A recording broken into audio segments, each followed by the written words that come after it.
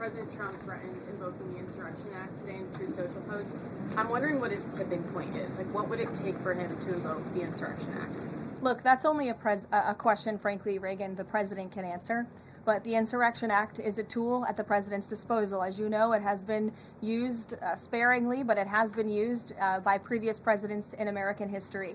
And I think the president's Truth Social post spoke very loud and clear to Democrats across this country, elected officials who are using their platforms to encourage violence against federal law enforcement officers, who are encouraging left-wing agitators to unlawfully obstruct legitimate law enforcement operations.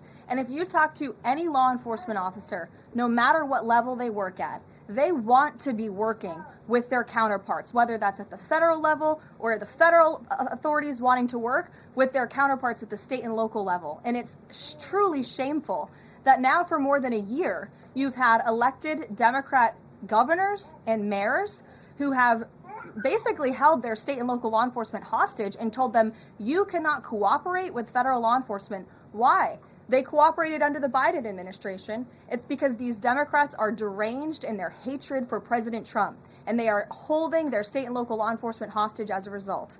And these Democrat mayors and governors are doing this over what?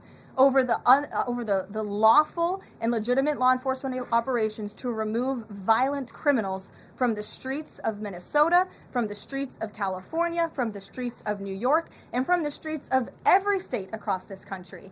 And you don't see these riots and this vandalism taking place in states like Florida. Why? Because you have a governor in that state who has empowered federal and local authorities to work together. And it's despicable what we're seeing from these Democrat politicians, especially in sanctuary states and cities across the country.